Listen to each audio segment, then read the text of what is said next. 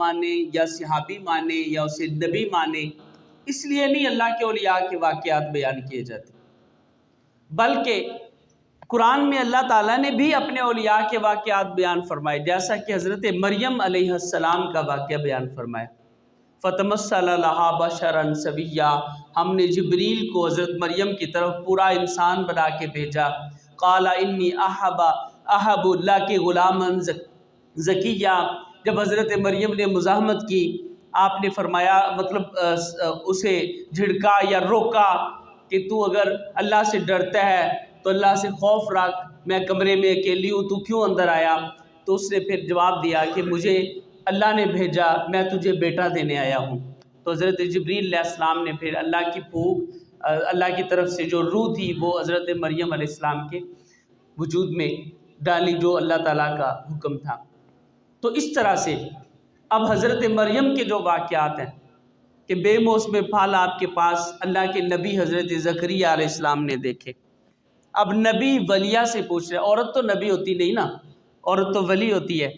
تو نبی ولیہ سے پوچھ رہا ہے ان لکی ھذا، اے مریم تیرے پاس آج کل اب سردیوں کا موسم شروع ہو رہا ہے تو تربوز نہیں ہوتے موسم کے اعتبار سے، تو انہوں نے پوچھا تربوز کہاں سے آ گئے تیرے پاس، آم کہاں سے آ گئے؟ تو اس نے آگے سے انہوں نے جواب دیا ہوا من عند اللہ، یہ اللہ کی طرف سے، اور وہ جیسے چاہے ایسے ہی وہ کرتا ہے اور پیدا فرماتا ہے۔ تو اس طرح حضرت مریم کا واقعہ، اسی طرح حضرت مریم کی ماں کا واقعہ کہ انہوں نے کیسے منت مانگی، اسی طرح حضرت آصف بن برخیہ کا واقعہ کہ سلیمان علیہ السلام کی بارگاہ میں وہ تخت لے کر کیسے آئے۔ آنکھ جھپکنے سے پہلے کیا کوئی انسان ہاتھ بھی ہلا سکتا ہے؟ چیز لے کے آنا تو دور کی بات ہے، کیا کوئی انسان ہاتھ بھی ہلا سکتا ہے؟ اب یہاں پہ مسئلہ یہ تھا کہ جب نبی پاک صلی اللہ علیہ وآلہ وسلم نے یہ فرمانا تھا نا کہ اللہ فرماتا ہے میں اپنے بندے کا ہاتھ بن جاتا ہوں جس سے میرا بندہ پکڑتا ہے، تو لوگوں نے کہنا یہ کیسے ہو سکتا ہے، اس کی کوئی مثال بیان فرمائیں۔ تو یہ حدیث بعد میں حضور نے بیان فرمائی، اللہ نے قرآن کریم میں اس کی مثال پہلے ڈال دی کہ ہاں ہو سکتا ہے میرے سلیمان علیہ السلام کی بارگاہ میں بیٹھنے والا آصف تھا کہ اس نے آنکھ جھپکنے سے پہلے ملکہ کا تخت سلیمان علیہ السلام کی بارگاہ میں جما دیا لا کر، تو اتنے وقت میں تو کوئی ہاتھ کو حرکت نہیں دے سکتا۔ اب ہاتھ نیچے ہو تو سیدھا کرنے پہ بھی اس سے زیادہ وقت لگتا ہے جتنے وقت میں وہ کام کر کے لے آیا۔ اب یہ کس کی مثال ہے؟ یہ اس بندے کی مثال ہے جو بندہ اللہ کے نبی حضرت سلیمان علیہ السلام کا امتی تھا۔ ہم یہ کہتے ہیں، پوری دنیا کے اہل علم کا یہ موقف ہے، کسی بھی ولی کی جو کرامت ہوتی ہے وہ اس ولی کے نبی کا معجزہ ہوتا ہے،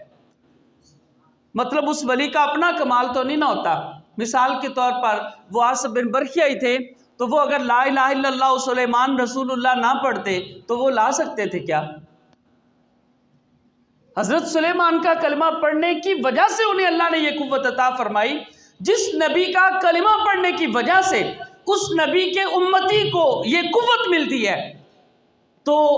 اس قوت کو اس ولی کے نبی کا معجزہ ہی کہتے ہیں۔ وہ اصل میں طاقت تو نبی کی طرف سے آ رہی ہوتی،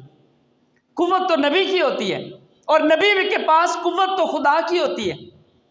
اب عیسیٰ علیہ السلام نے جب معجزات دکھائے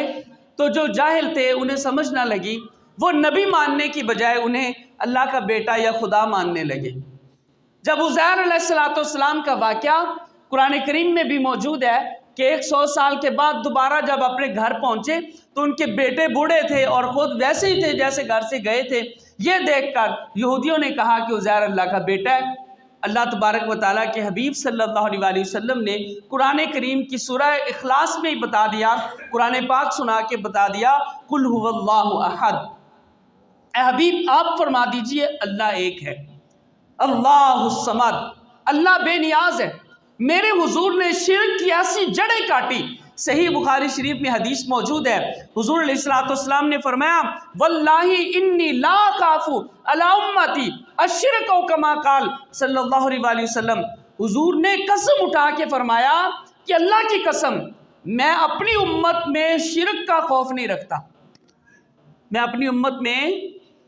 شرک کا خوف نہیں رکھتا، قسم اٹھا کے میرے حضور نے بتا دیا۔ اب نبی تو خوف رکھتے نہیں ہیں، اور آج اگر کسی صاحب کو تھوڑا سا علم آ جائے اور اسے کسی ولی کی کرامت سنائے تو وہ اسے خوف لگ جاتا ہے، نہیں تسی انیاں کرامتاں سنا سو تو لوگ انہاں نو رب بنا دے سن۔ اب جب نبی صلی اللہ علیہ وسلم کو خوف نہیں ہے تو ہمیں کیوں ہوگا؟ ایک چیز، نبی جن کا کام ہے کہ شرک ختم کرنا، جن کا کام ہے تبلیغ کرنا، جنہوں نے یہ شروع کیا، جن کے سبب سے ہم کر رہے ہیں، جو یہ بتانے آئے کہ لوگوں اللہ ایک ہے،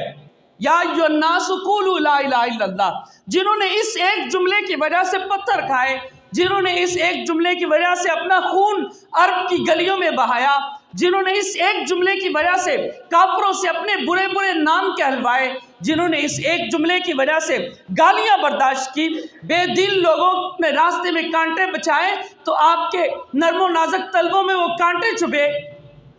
وہ فرما رہے ہیں، واللہ قسم اٹھا کے کہہ رہے ہیں کہ مجھے اپنی امت پر شرک کا کوئی خوف نہیں ہے۔ اب انہیں خوف نہیں ہے تو ہم کیسے حضور علیہ السلام کے کسی بھی امتی کو فوراً سے پکڑ کے مشرک بنا سکتے ہیں؟ تو غوث پاک نو مان لیا مشرک ہو گیا، تو داتا صاحب نو مان لیا مشرک ہو گیا، تو بابا فرید نو مان لیا مشرک ہو گیا۔ بھائی جب نبی پاک کو خوف نہیں ہے، حضور نے خبر دے دی کہ اللہ کی قسم مجھے اپنی امت پر شرک کا کوئی خوف نہیں ہے۔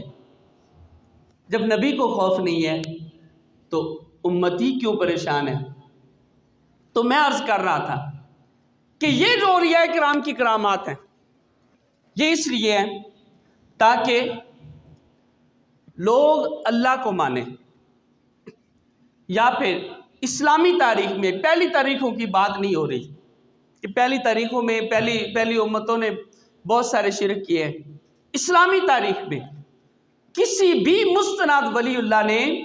اپنی کرامت دکھانے کے بعد کہا ہو کہ رب کی جگہ مجھے مانو یا رسول صلی اللہ علیہ وآلہ وسلم کی جگہ مجھے مانو، اسلام کی تاریخ میں ایسا کوئی ایک واقعہ موجود نہیں۔ جب بھی کسی ولی کے ہاتھ سے کوئی ایسا کام واقع ہوتا ہے جسے کرامت کہتے ہیں، اب کہتے جی عقل کے مطابق نہیں آتی یہ بات لہٰذا یہ ٹھیک نہیں ہے، تو بھائی کرامت کہتے ہی اس چیز کو ہے جو عقل سے اوپر ہو، جو عقل کے اندر آ جائے وہ تو ہر بندے کا کام ہے، وہ کر سکتے۔ ولی وہ کام کرے گا جو عقل سے اوپر ہوگا، اور جو ولی کی کرامت ہے وہ ایسے نہیں ہوتا کہ ہر وقت ہی زندہ ہوتی رہے۔ جی صحابہ نیل کا دریا کراس کر گئے تھے، دریا کے اوپر چل کے، آپ کوئی ندی چل کے دکھاؤ، نہیں ہم نہیں چل سکتے۔ وہ تو صحابہ نے چلی تھی، اور کیسے چلی تھی؟ اپنی طاقت سے چلی تھی؟ ہرگز نہیں، وہ تو اللہ کے حکم سے چلی تھی۔ اگر ہم یہ مانیں کہ صحابہ نے دریا کراس کیا اپنی قوت سے، ہم تو کافر ہو جائیں گے۔ اللہ کی طاقت سے بھائی، اللہ کے دینے سے۔ آپ کہیں جی غوث پاک جو ہے رضی اللہ تعالیٰ عنہ ان کی یہ کرامت ہے تو یہ اللہ کے حکم سے ہے تو ٹھیک ہے، اور اگر آپ کہیں کہ اللہ کے حکم سے نہیں ہے، یہ انہوں نے اپنی قوت اور اپنی طاقت سے، یہ ان کا ذاتی ایک کرشمہ تھا، اپنی طاقت تھی، تو پھر تو کافر ہو جائے گا بندہ، مشرک وغیرہ کچھ نہیں رہے گا۔ ہم تو مشرک والا جملہ ہی نہیں اس کو رکھتے، ہم تو یہ کہتے ہیں کہ اگر کوئی کسی ولی کی کرامت کو دیکھ کر اسے خدا مانے یا کہے کہ اس نے اپنی طاقت سے کی، وہ تو سیدھا گیا، وہ تو اللہ کی طاقت سے اور اللہ کو منوانے کے لیے کرتے ہیں، اپنے آپ کو منوانے کے لیے نہیں کرتے ہیں۔ جیسا کہ اللہ نے قرآن میں جو واقعات بیان فرمائے، جیسے تخت لانے کی بات ابھی میں کر رہا تھا، تو کیا حضرت آصف بن برقیہ نے اس لیے تخت حضرت سلیمان علیہ السلام کی بارگاہ میں لے کے آئے تھے کہ لوگ سلیمان علیہ السلام کو چھوڑ کر حضرت آصف کو ماننا شروع کر دیں؟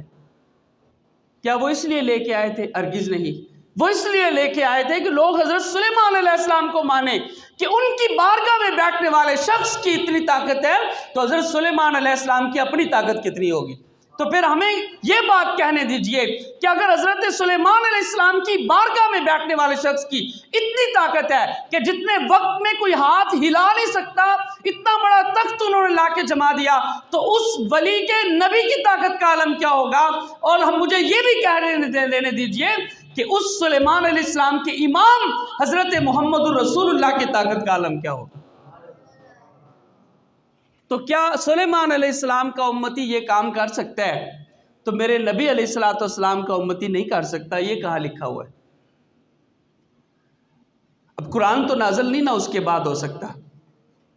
وہ تو حضور علیہ الصلوۃ پر مکمل ہو گیا، الیوم اکملت لکم دینکم مکمل ہو گیا، لیکن اس میں سے مسئلے نکل سکتے ہیں۔ تو یہ مسئلہ بھی اس میں سے نکل رہا ہے کہ حضور کی امت میں بھی اگر کوئی ولی ایسا ہو کہ کہیں اسلام اور کفر کی بات آ جائے، کوئی عیسائی مسلمان کے سامنے آ کر برا سا سوال کر دے کہ اے مسلمان، ہمارا نبی تو مردے زندہ کرتا تھا، تمہاری کتاب قرآن میں لکھا ہوا ہے اور تمہارے نبی نے تو نہیں کیے، اس موقع پر حضرت شیخ عبد القادر جیلانی آ کر کہہ دے کہ تو نبی کی بات کرتا ہے، چل میں تجھے دکھاتا ہوں۔ تو جب سلیمان علیہ السلام کا امتی یہ کام اتنا بڑا کر سکتا ہے، تو نبی پاک صلی اللہ علیہ وسلم کا امتی نبی کی شان منوانے کے لیے اتنا کام کیوں نہیں کر سکتا اللہ کے حکم سے؟ تو اللہ تعالیٰ نے فرمایا کنت لسانہ الذی ینطق بہ، اپنے ولی کی میں زبان بن جاتا ہوں جس سے بولتا ہے۔ اب بندہ کسی چیز سے کہے مر جا، نہیں مرے گی، بندہ کہے زندہ ہو جا، نہیں کہے ہوگی، لیکن اللہ کہے زندہ ہو جا، پھر ہوگی کہ نہیں ہوگی؟ اور بندے کی زبان میں اللہ کی طاقت آ جائے، پھر بندہ کہے کم باذن اللہ، پھر وہ اٹھے گا کہ نہیں اٹھے گا؟ اب سوال تو اللہ کی قدرت پر ہے، آپ ولی کی قدرت پر، ولیوں نے اپنا آپ تو منوایا ہی نہیں، انہوں نے تو اللہ منوایا ہے، انہوں نے تو لوگوں کو توحید کا درس دیا، اللہ کو ایک ماننے کی بات سمجھائیے، یہ سمجھایا کہ لوگوں جس جملے کی وجہ سے میرے نبی علیہ السلام کافروں کے سامنے تبلیغ کرتے رہے، اپنا وقت لگاتے رہے، محنت کرتے رہے، آرام چھوڑا، نیند چھوڑی، ہر وقت لوگوں کو یہی بتاتے رہے قولوا لا الہ الا اللہ، قولوا لا الہ الا اللہ۔ شیخ عبد القادر جیلانی نے بھی یہی بتایا، لوگوں قولوا لا الہ الا اللہ، لا الہ الا اللہ پڑھو۔ آپ پوری دنیا میں کسی شخص کو پتہ کریں جو حضرت غوث اعظم کا مرید ہو، اس سے پوچھیں کہ آپ سب سے پہلا ذکر کون سا کرتے ہیں، وہ آپ کو بتائے گا لا الہ الا اللہ۔ تو میرے نبی نے کیا سکھایا ہے؟ لا الہ الا اللہ۔ تو اس کا مطلب یہ ہوا کہ جو اولیاء ہیں وہ اس لیے روئے زمین پر موجود ہوتے ہیں اور اللہ تعالیٰ ان کے ہاتھوں سے اس لیے عجیب و غریب کام کرواتا ہے جو لوگوں کی عقل میں نہیں آتے،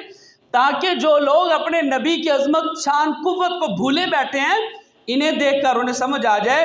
کہ اس کی اللہ پاک نے اتنی عظمت اور شان اور طاقت رکھی ہے، تو جس کا یہ کلمہ پڑھتا ہے اور پڑھنے کا حکم دیتا ہے، اس محمد الرسول اللہ کی عظمت کیا اتنی ہوگی، اور پھر جس نے محمد الرسول اللہ کو بنایا اس رب العالمین کی عظمت کتنی ہوگی۔